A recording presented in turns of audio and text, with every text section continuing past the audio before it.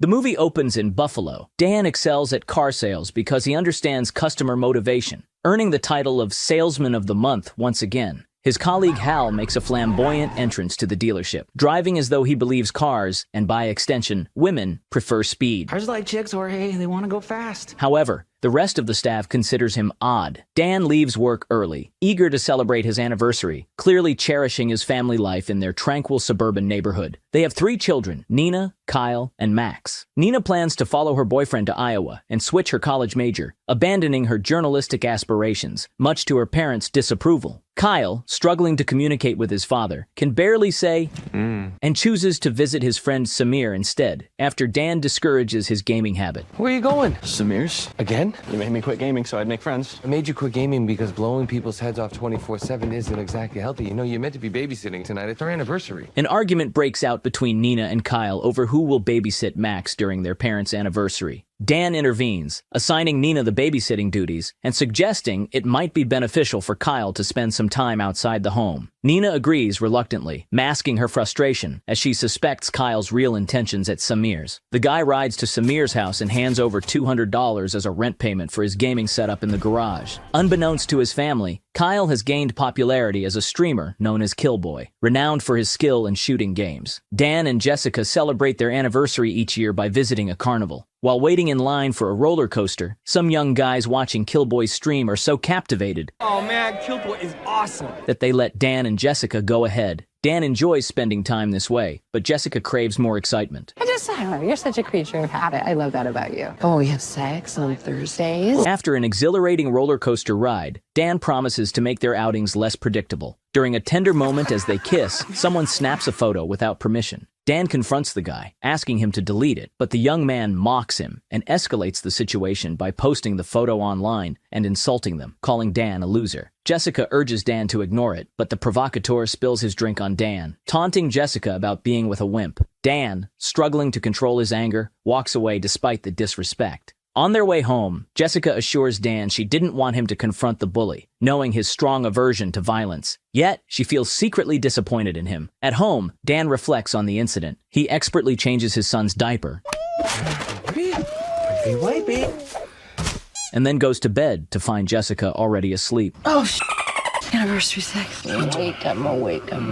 He mutters that he should have kicked that guy's ass, which makes Jessica laugh. Totally could have taken it, honey. Seeing her husband's disappointment, she apologizes for her reaction. The next day, Jessica vents her frustrations at a kickboxing class, where she strikes up a conversation with a woman named Gwen. While punching the heavy bag, she confides her troubles about their teenage daughter. Gwen reveals she is visiting Buffalo to see her ex. An accidental punch from Jessica lands squarely on Gwen's face, leading to an unexpected bond over smoothies. Jessica opens up about feeling trapped and frustrated with Dan's contentment with their mundane life. She reminisces about her earlier desires to travel and see the world. My husband, he's just so content being here. In Buffalo? Gwen, who turns out to be a travel agent, has to catch a flight, but leaves her business card with Jessica, offering a potential escape. While shopping with Max, Dan notices a suspicious man watching him, reacting swiftly when the man lunges at him. Dan pleads to put his baby down first. Really? So, at least let me put my kid down. But the thug is unyielding. Even with Max in tow, Dan deftly neutralizes the assailant, surprising the onlookers. Driving home, Dan navigates the streets like another famous TV family man, drawing curious glances from his neighbors, who sense a change in him. At home, Dan uncovers a secret compartment filled with guns, outdated passports, and stacks of cash. Alarmed, he contacts Augie, a former associate, to arrange new identities for his family, revealing they are in danger. Augie informs Dan that his old boss McCaffrey has been scouring the earth for him. Fearing the photo posted online may have compromised his location, Dan offers $500,000 for new IDs and sets a meeting in Las Vegas in 3 days. Meet me in Vegas in 3 days. Vegas? Why Vegas? I can't tell my wife I'm taking on vacation to Tempe, Arizona. Vegas I can sell. You haven't told them? Are you mental? Augie is shocked that his family doesn't know Dan was a professional assassin and urges him to tell his family the truth. Otherwise, it will be extremely difficult to run from McCaffrey's mercenaries with the family who has no idea what's happening. Hastily, Dan packs his family's belongings. In a rush, Dan heads to his children's school and interrupts an editorial meeting to ask for Nina. A A classmate informs him that she hasn't been the editor for 3 months, likely due to her boyfriend's influence. He offers her $50 for Nina's location. I'm a journalist. I don't give people up. 100. Try under the bleachers. That's what I thought.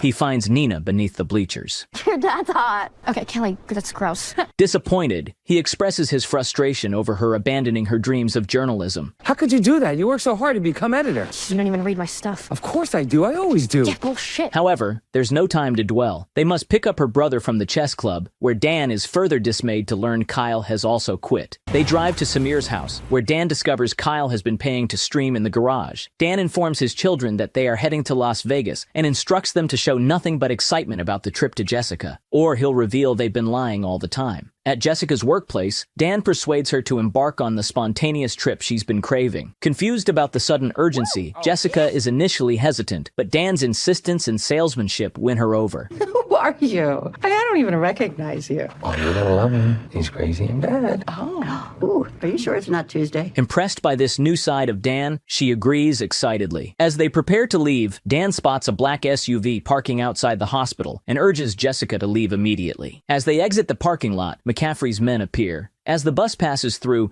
Dan skillfully evades the pursuers, weaving stories to explain his abrupt driving. Despite a close chase, he continues to evade their pursuers, all while keeping his family oblivious to the danger.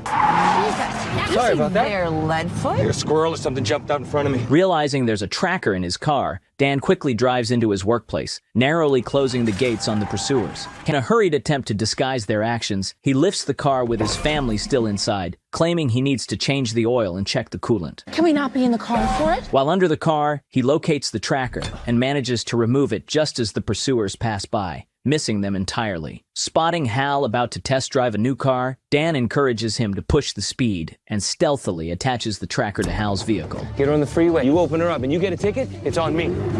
The pursuers fall for the decoy. With 33 hours left until they reach Las Vegas, Dan's wife and kids busily tweet and post about their trip. To avoid detection, Dan collects everyone's phones, declaring it a device-free trip, which frustrates the kids. Yours too. They are unaware that he plans to dispose of the phones completely. Mine too, all of us, okay? Solidarity, bye! No way you just did that. Oh my God, What? Dad. I just freed our family from the shackles of technology just like that. You've lost your mind. Now, without phones, they rely on old-fashioned navigation. At the travel agency, the clerk is amused when he hears they don't have phones and pulls out dusty old maps. I'm gonna need a credit card. Dan hands him a stack of cash, asking him to book a room in a Las Vegas hotel. For the first time in a long while, the family genuinely bonds. Singing Vanilla Ice's Ice Ice Baby on the road, the parents and eventually the kids join in, What is Ice Ice Baby? creating a memorable family moment. Meanwhile, McCaffrey personally visits Dan's house. His tech guy discovers Kyle's identity as the popular streamer Killboy. McCaffrey orders all his men to locate and intercept the van. Be tough for him to switch cars without tipping off the family. What makes you think they don't know? They're still with him. During the stop, Nina shares her critical view of Kyle's gaming career, echoing her boyfriend's sentiments. Oh, good. Trevor's here. Do you even remember what your own personality's like? No. Kyle says he misses the old Nina with her own personality, who used to be cool. While they talk, a girl recognizes Kyle and asks for a photo with him. In a bathroom along the way, Dan rehearses his confession to Jessica about his past life as an assassin, unsure how to break the news. Afterward, he goes to pay for the rooms. On his way out, Dan notices Kyle talking to that girl, which impresses the father. He asks Nina why the girl took a selfie with Kyle and why she calls him Killboy. Hey, what was all this about? Upon learning that his son is a popular gamer and the girl is going to post those pictures online, he tells the family that all the rooms are booked and they have to keep going. McCaffrey enlists a local motorcycle gang to track Dan. As they close in on a bridge, Dan notices 3 bikers. His family, lulled into sleep by calming music he plays through their headphones, remains unaware as he prepares his silenced gun. He tries to shake off the pursuers, while his family bobbles their heads like bobblehead dog figures on a dashboard. His mirror is shot, but he manages to get rid of one, barely avoiding a crash. Only Max is awake, enjoying the activity. He even helps his father by handing him his milk as a weapon. Dan bumps the 3rd one, sending him flying. What was that? There's a little bit of a pothole there. Actually, you see that? I was flying. After driving all night, Dan finally closes his eyes, but his family is awake, half a mile away from the college Nina wants to attend. She argues her way into visiting it. Jessica isn't keen on going to the college just to see Nina's boyfriend. We are not going to stop and see Trevor. Actually, meant that I wanted to see campus. Oh, But whatever. right, because you're really interested in seeing the facilities. Yeah, actually, I am. Are you serious? Eventually, they visit the college, and the place is gorgeous, bustling with festivities. Dan tells Jessica that if they want Nina to listen to them, they should start listening to her first. So Jessica decides to show Nina what college life is really about. Mistaking her for a student from behind, one student offers Jessica a beer from a keg. Hey, sexy, you want me to show you how to do a keg stand? Oh, ew. Sorry, I didn't realize you were a mom. She recalls her athletic college days and decides to show off her keg stand skills, Bear me! impressing even Nina. Don't you ever try anything like that. That was awesome, actually. Beer me? The main reason Nina wanted to visit the campus was because her boyfriend, Trevor, attends this college. Kyle tells Nina. You guys don't get Trevor. We get Trevor. We don't like Trevor. Why? Ever since you've been dating him, you've been like a completely different person. Plus, he treats you like shit. You deserve more. During a campus tour, Dan admits that he's impressed by her performance. She excitedly wonders what her life would be like if she hadn't abandoned her sports career. Especially that cake stand when it was so freaking hot. Yeah? Did you ever have sex on a pole vault, Matt? Don't answer that. Oh my. She also admits she likes his spontaneous behavior over the past few days. Dan spots a suspicious German man on his phone and thinks he might be an operative for McCaffrey. He starts a conversation with the man, asking about his job. Jessica notices their strange conversation. Dan begins to speak German with the man so that his wife can't understand their dialogue. Wenn du reden willst, was in dem Kopf ist, bleibt es zwischen uns. Don't worry, honey, we'll catch up, okay? All right, honey. When she leaves, the man shows what's inside his briefcase. What the hell is that? Korn. I thought I made this clear. So you're just German? Yeah, genau. However, Dan realizes his mistake when he is unexpectedly attacked by a different individual. They start to fight in the chemistry lab, while his family attends a tour just behind the wall. After a short scuffle, Dan incapacitates the assailant and rejoins his family shortly after to keep moving. But Nina has gone to see Trevor. Nina discovers Trevor cheating on her. You're cheating on me. Monogamy is just a construct of our Western repressive civilization. I thought we were on the same page on that. And returns in tears. Dan attempts to comfort her with his stories, but realizes she doesn't need another dad lecture. Instead, he teaches her a martial arts move to inflict severe pain without lasting damage. It's a 13th century martial art. How do you even know about that? Well, maybe it's more you old man than you thought. Nina uses this move on Trevor, taking a picture as he winces in pain, which boosts her spirit significantly. She returns to the van, appreciating her father more than ever. What did you say to her? It was just a dad lecture. Back on the road, the family bonds even more. As Nina drives, she thanks Dan for always being there for her and considers reclaiming her editorial position at school. Dan supports his daughter and expresses his admiration for her work. I'm serious, that piece you wrote about pervasive corruption in the Board of Education. My God, I got chills. You actually read that? Of course I did. I'm your biggest fan, Beans. At a small motel, the parents finally relax and let off some steam.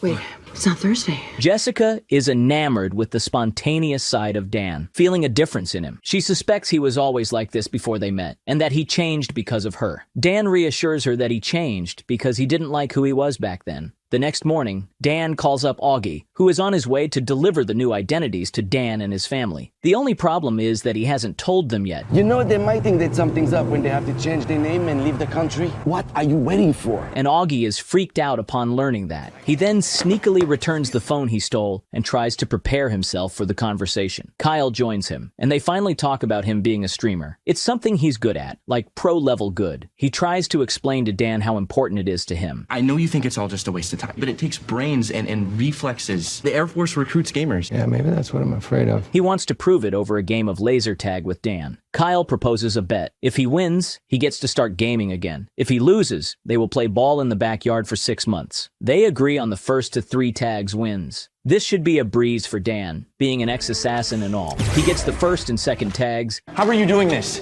Then Kyle retaliates with 2 of his own, mimicking Dan's tactics. Well, at least I don't need a DNA test. Eventually, Dan gets the last one. Kyle feels conned, but the two grow closer. On their way to Vegas, they really become closer, enjoying the trip. Upon finally arriving in Las Vegas, they stay in one of the top suites in the city. Before settling in, Dan heads downstairs to meet Augie, I gotta run downstairs for a sec. Don't let them raid the minibar, okay? That is not mini. who hands him their new identities and tickets for a one-way flight to Vancouver for a hefty price. Dan prepares himself as he plans to tell Jessica the truth over a romantic dinner while the kids babysit Max. Dan instructs them not to leave the suite under any circumstances. There's food in the supersized minibar. You do not open that door for anyone. You got it? All right, have fun. Be good. Not that he expects them to listen. Screw that, right? Oh, yeah. McCaffrey's men are already aware of Dan's location. Being a popular gamer, Kyle suggests visiting the HyperX gaming arena. Nina doesn't want to go to a place full of Kyles, but she has no other options. I think it's just down here. You're gonna love it. I already hate it. In the arena, he meets another popular gamer, Ran. Ran admits he has seen Kyle's streams and offers him a chance to meet Valkyrie and others. Ran gets to know Nina better and decides not to participate in the tournament. So is this your... Oh God. No, I found him. Just over there. Valkyrie asks Kyle to take his place and join her team for the Counter-Strike finals. However, McCaffrey's people are also on their tail. As Nina gets comfortable with Ran, he admits that Valkyrie's team stands no chance. But when all her teammates are eliminated, Kyle single-handedly decimates the enemy team. Yes! Dan tries to tell Jessica the truth in a French restaurant, but is interrupted constantly. He starts reprimanding the waiter in French for the interruptions. What I was saying. Voulez-vous de poivre? Je ne veux pas de poivre. Je veux être seul avec mes femmes. Oh, I don't actually speak French. They just teach us enough to sound fancy. Putain. Jessica is astonished that her husband knows 2 foreign languages, something she was unaware of before. Lacking the courage to reveal the truth about his past life, he begins to explain it in French. Not understanding the meaning, Jessica finds his speech very melodic and sexy. He decides to postpone his confession a bit longer and go gambling with Jess. After a while, he decides to check up on the kids, but his call goes unanswered, so they head back upstairs. At the suite, Jessica is momentarily deceived by dummies set up to look like the kids sleeping, setting Dan's mind at ease. Jessica goes to freshen up while an ominous silhouette appears in the background. She sets up a romantic atmosphere with music and love mist. Love mist.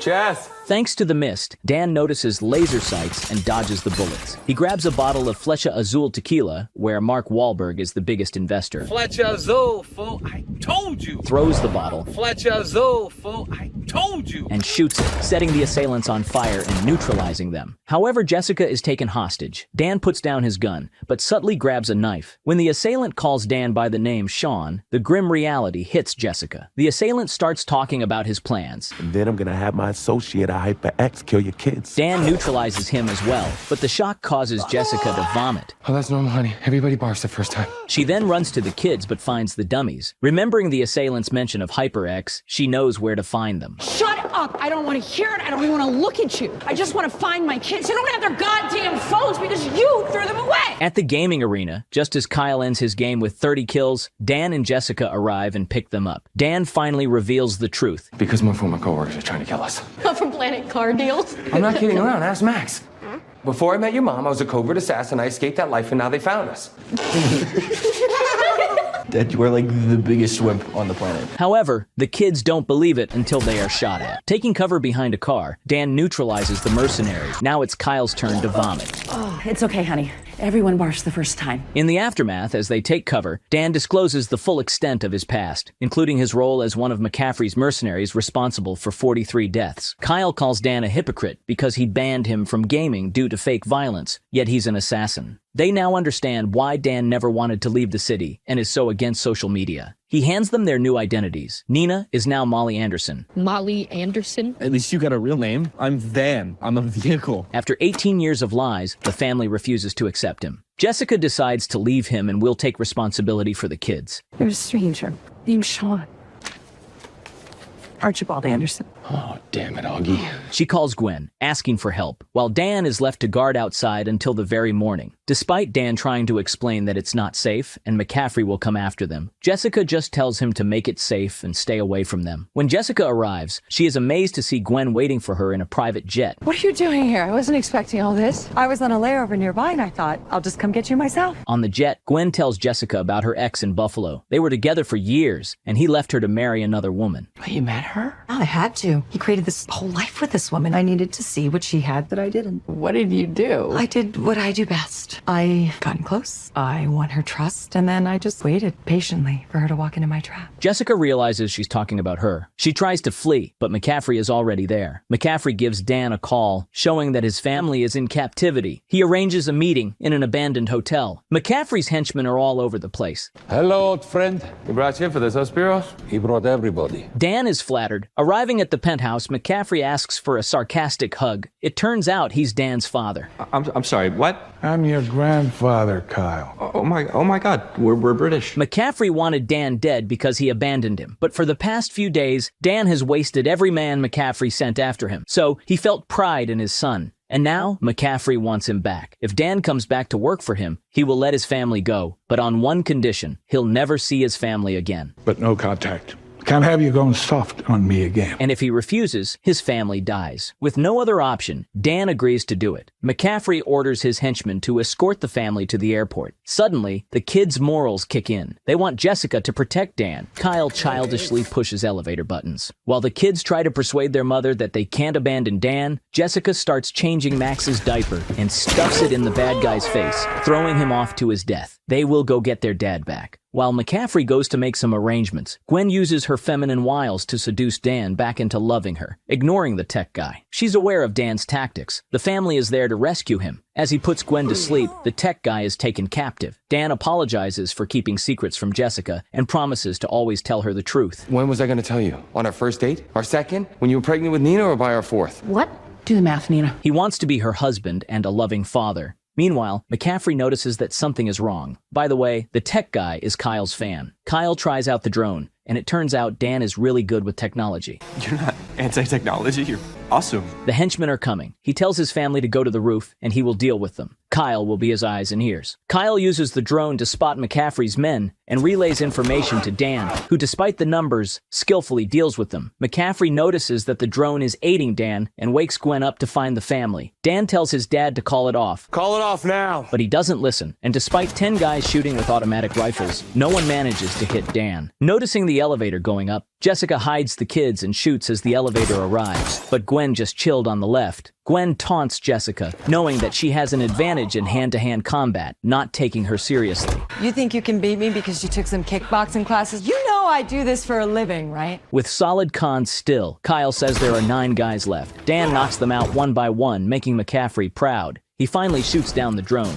Meanwhile, in the prolonged catfight, Gwen comes out victorious, burying Jessica under a pile of rubble. McCaffrey knocks Dan down and has a clear shot at him, but he has to yap about how family has made him weak. Meanwhile, Gwen corners the kids, and that gives Jessica the strength to lift up the debris, but she is still thrown around like a sack of potatoes. Dan manages to remove the bullets from McCaffrey's gun, so they resort to hand-to-hand combat. Being an ex-decathlete, Jessica picks up a bamboo stick and attempts an athletic jump, but fails miserably. Gwen thinks it's funny when Jessica tries again, but this time, Jessica throws it like a spear. There's 9 other events, bitch! McCaffrey beats Dan in the fight and grabs a gun to finish him off. But then the family comes in, and Nina tells McCaffrey that she's happy to find her grandpa and suggests they could become a normal family. When I look at you, I don't just see a cold-blooded killer. I see my grandpa. If you think this little speech is going to win me over, Honestly, I was just hoping it would buy him enough time to do this. This distraction gives Dan a chance to act. The family reunites and the police arrive. 6 months later, Nina becomes a famous journalist by making a report about McCaffrey's assassin group. Dan starts a company teaching security guards and hires Augie. Jessica becomes a coach, and Kyle continues making videos online. The family gets ready for a big trip, packing up an RV to take Nina to Stanford. In line with their new tradition, they give up their phones. And yes, guys, I know Kyle was playing Valorant. I intentionally called it Counter-Strike, just to see how many people would comment on it. If you enjoyed this recap, please give it a thumbs up and make sure to subscribe to my channel.